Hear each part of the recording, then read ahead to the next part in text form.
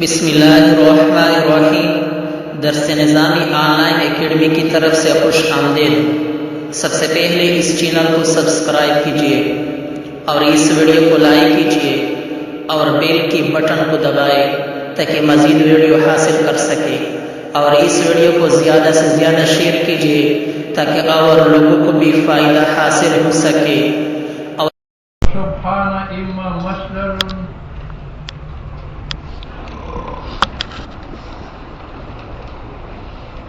لا يكاد يستعمل الا مضافا منصوبا۔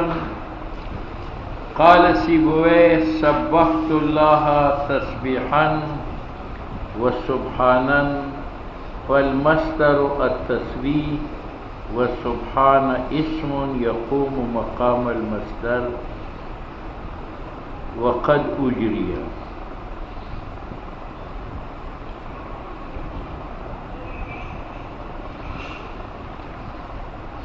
میں نے آپ کو بتایا تھا کہ سبحانہ میں 3 تحقیقات ہیں۔ ایک تحقیق باعتبار لفظ، وہ مصنف نے کر لیا کہ اس کا لفظ اما مصدر یا مصدر ہے، اور علم للمصدر یا علم مصدر ہے۔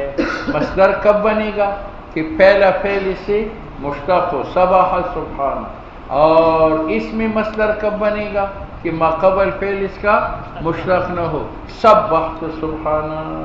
یہ تحقیقی لفظ ہے، اور بیچ میں تحقیقی معنوی بھی آئی بے معنی تنزیہ۔ ٹھیک ہے، آج تیسری تحقیق ہے، وہ کون سی تھی؟ بے اعتبار سنو، مصنف کہتے ہیں کہ میں نے شرح میں لفظی تحقیق کی کہ یا یہ مصدر ہے اور یا یہ علم مصدر۔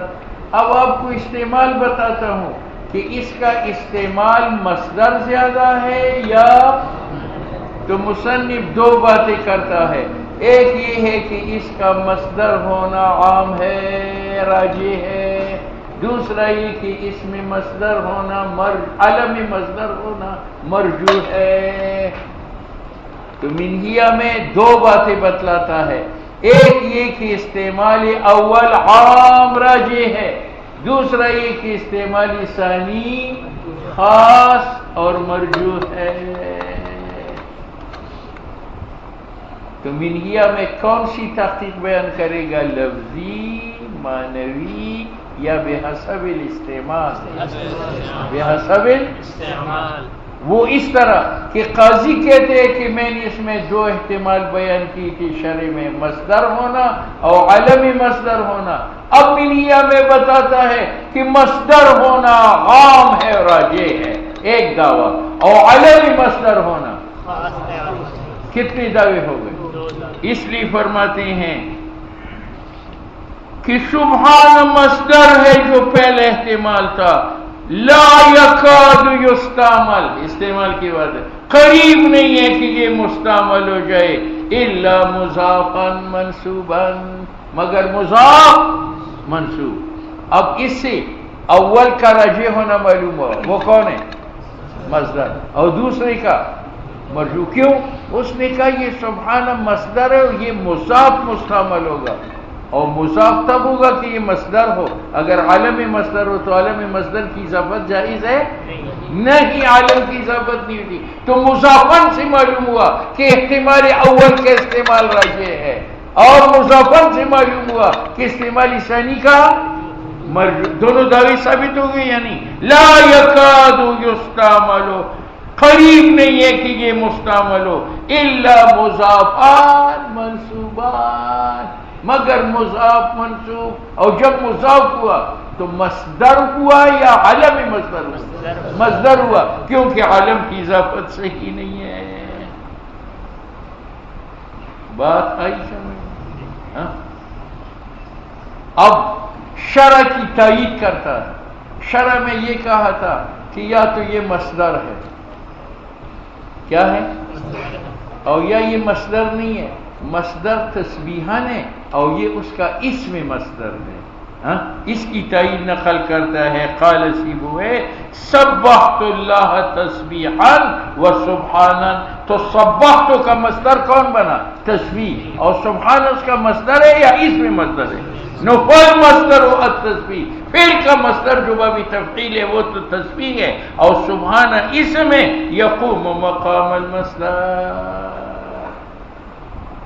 اب بات سمجھ گئے؟ اب آؤ منہیہ میں مصنف نے دو دعوے ثابت کیے، ایک مصدر ہونے کو راجع قرار دیا، دوسرا عالم مصدر ہونے کو مجروح قرار دیا، اور دونوں ایک تیر سے ثابت کیے کہ یہ مضاف ہے، اور مضاف کون ہوتا ہے؟ مصدر، تو یہ ثابت ہوا، اور عالم مصدر مضاف نہیں ہوتا تو یہ مرجوح ہوا۔ ٹھیک ہے، اب دونوں دعووں پر اعتراض، دونوں دعووں پر اعتراض ہے کہ جناب اعشا ایک شاعر ہے اور اس نے کہا ہے، سنو، دونوں پر اعتراض ہے کہ تم نے کہا کہ اس کا مصدر ہونا غالب ہے اور عالمی مصدر ہونا جو ہے وہ مجروح ہے، اور حالانکہ میں بتاؤں گا کہ سبحان عالمی مصدر ہوگا، جیسے آئندہ شعر میں آئندہ، تو قاضی اس کی تین جوابات دیتے ہیں۔ قاضی ایک یہ ہے کہ ٹھیک ہے اس شعر میں یہ علم آیا ہے لیکن یہ شاذ ہے اور شاذ پر قیاس کرنا جائز نہیں ہے، تو اسی مقام میں یہ علم آیا ہے، اس کے علاوہ جو ہے یہ علم نہیں ہے۔ ایک جواب ہے، یہ معنی ہے وقد اجری علما، ہاں کبھی یہ علم مصدر تسبیح کا ہے تسبیح، لیکن علی الشذوذ، اس کا علم ہونا شاذ ہے۔ تو دیکھو معترض نے تو دونوں دعوے ختم کی، اس نے کہا شاعر کے شعر میں یہ علم ہے، جب علم ہے وہ کلام فصیح ہے تو عالمیت راجح ہو گئی، تو دعویٰ صحیح باطل ہوا، اور جب عالمیت راجح ہے تو مصدریت مجروح ہے تو دعویٰ وہ بھی باطل ہے۔ تو مصنف نے کیا جواب دیا کہ ٹھیک ہے شاعر کے قول میں عالم آیا ہے وہ شاذ ہے، وقد اجریا، اور اس کو جاری کیا گیا عالم واسطے تسبیح بمعنی تنزیہ کے، لیکن جواب سنو وہ شاذ ہے، جس طرح آشا نے کہا ہے یا ہجاؤ، جو ہجوا کرتا ہے عامر ابن طفیل کا، عبارت کیسی ہے؟ یمدہو، یہ آشا مدح کرتا ہے عامر ابن طفیل کا، اور ہجوا کرتا ہے علقمہ کا، قد قلت لما جاءنی فخرہ سبحان من علقمۃ الفاخری۔ شعر کا ترجمہ یہ ہے کہ علقمہ نے دھمکی دے دی کہ میں تجھے قتل کروں گا، تجھے قتل، تو جس کو دھمکی اس نے کہا قد قلت، میں نے جواب دیا لما جاءنی فخرہ، جب اس کا متکبرانہ بات مجھے پہنچی، میں نے کہا کیا کہا؟ سبحان من علقمۃ الفاخری، سبحان من، امری سے یہاں سبحان ہے، یہ مضاف ہے یا غیر مضاف؟ غیر مضاف ہے، معلوم ہوا کہ یہ مصدر نہیں، اگر مصدر ہوتا تو یہ مضاف ہوتا، اور جب غیر مضاف ہے تو عالم بنا۔ ٹھیک ہے، تو قاضی نے ایک جواب کیا دیا شاذ، دوسرا جواب دیتا ہے کہ کون کہتا ہے کہ شعر میں سبحان عالم ہے وہ مضاف نہیں ہے بلکہ یہ مضاف ہے۔ یہ کیا ہے؟ کس کی طرف؟ علقمہ کی طرف۔ کس کی طرف؟ تو یہ مضاف مستعمل ہوا یا غیر مضاف؟ مضاف، اور کس کی طرف مضاف؟ اب اس پر اعتراض ہے کہ مضاف مضاف الیہ میں فصل نہیں ہے، تو یہاں تو من آیا ہے، کہتے یار من زائد ہے۔ وقیل، جواب میں کہا گیا ہے کہ تقدیر سبحان علقمہ، سبحان، تو دوسرا جواب کیا دیا کہ یہ سبحان شعر میں غیر مضاف ہے یا مضاف ہے، اور کس کی طرف مضاف ہے؟ اب اس پر اعتراض آیا کہ مضاف مضاف الیہ میں فصل نہیں ہے اور یہاں من ہے، تو اس نے کیا جواب دیا؟ من کو حذف کیا. ٹھیک ہے. دوسرا اعتراض اس پر یہ ہے کہ اپنی زبان کو علقمہ کی طرح مضاف کیا تو یہ تو علقمہ کی مدح ہو گئی کہ پاک ہے علقمہ، اور حالانکہ یہ علقمہ کی مدح کے لیے یا حجوہ کی لیے. تو مصنف جواب دیتا ہے کہ یہ اضافت علی طریق تحکم ہے. بات سمجھ میں؟ اور من زائد ہے. بات آئی سمجھ میں؟ معترض کے اعتراض کے کتنے جواب ہو گئے؟ دو. ایک تو یہ ہے کہ جناب یہ شاذ ہے. دوسرا جواب کیا دیا کہ یہ مضاف ہے، اور اضافت سے دو معنی تھی، ایک من اور ایک حجوہ. لیکن مصنف نے کہا من زائد ہے، اور حجوہ یہاں آتا ہے کیونکہ یہ اضافت علی طریق استہزاء ہے. تیسرا جواب کہ یار میری بات ٹھیک ہے کہ سبحان مصدر مضاف مستعمل ہوتا ہے اور علم نہیں ہے. اور اگر آپ کہتے ہیں کہ سبحان تو یہاں علم ہے غیر مضاف، کہتے ہیں یہ مضاف ہے، مضاف الیہ محذوف ہے.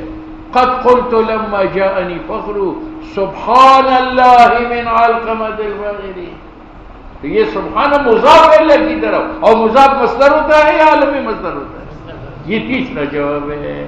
اس لیے کہتا ہے وقیل اصل سبحان اللہ من علقمۃ الفاغری. اس تیسری جواب پر ایک اعتراض ہے کہ تم نے سبحانہ کو مضاف مانا اور اس کی مضاف الیہ کو محذوف مانا، تو یہ غلط ہے.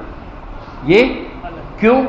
قانون یہ ہے کہ جب مضاف الیہ حذف ہو جائے تو اس کے عوض میں مضاف پر ضمہ آتا ہے. قبل کل شیء، یہ کلی مضاف الیہ ہے. جب یہ حذف ہوا تو قبل مفتورہ ہے یا قبلو کہتے ہیں؟ قبلو. تو یہاں بھی اگر سبحان مضاف اللہ مضاف الیہ ہوتا تو سبحان مضاف الیہ حذف ہونے کے بعد کیا ہوتا؟ سبحانو. اور یہاں تو ضمہ نہیں ہے، معلوم ہو کہ مضاف الیہ حذف نہیں. دوسری نشانی یہ ہے کہ مضاف الیہ جب حذف ہو جائے تو مضاف پر تنوین آتی ہے. حین اذن اصل میں تھا حین اذ کان کذا، کان کذا حذف ہوا تو اس پر تنوین آئی حین اذن. تو اگر سبحان کا مضاف الیہ حذف ہوتا تو سبحانن سبحانن تنوین، اور تنوین بھی نہیں. بات سمجھ میں آئی؟ اور یا مضاف الیہ حذف ہونے کے بعد مضاف پر الف لام ہے. مضاف پر کیا؟ اور سبحانہ پر یہاں الف لام ہے. معلوم ہوا کہ یہ کہنا کہ یہاں مضاف الیہ محذوف ہے یہ غلط ہے. اس لیے مصنف کہتے ہیں وہ رد، اس جواب کو رد کیا جاتا ہے کہ ان تقدیر المضاف الیہ، مضاف الیہ کا حذف لا یکون نباشت الا بالبناء علی الضم، مگر در آن وقت کی بر مضاف ضمہ آمد او اینجا ضمہ هست او بتعویض التنوین، یا مضاف الیہ حذف کرنے کے بعد مضاف پر تنوین آتی ہے اور یہاں تنوین ہے. اچھا جی فی المضاف. اور میں نے کہا تیسری علامت کیا ہے؟ اور یہاں الف لام بھی نہیں. ٹھیک، یہ اعتراض ہے. لیکن تأمل میں جواب دیا کہ یہ سبحان مضاف ہے اور اللہ کی طرف مضاف ہے اور اللہ کا نام مبارک یہاں حذف ہے. اور اگر آپ کہتے ہیں سبحانہ پر ضمہ نہیں ہے، تنوین نہیں ہے، الف لام نہیں ہے، تو میں کہتے یار وزن شعری کی خاطر ہے. اگر ہم عوض میں تنوین لاتے یا وہ ضمہ لاتے یا الف لام لاتے تو وزن خراب ہو جاتا. مضاف الیہ حذف ہے لیکن مضاف پر یہ عوض ضمے کا، تنوین کا، الف لام کا اس لیے نہیں آیا. ضرورت ما اعظم شانہ من یہ ذہن میں آیا.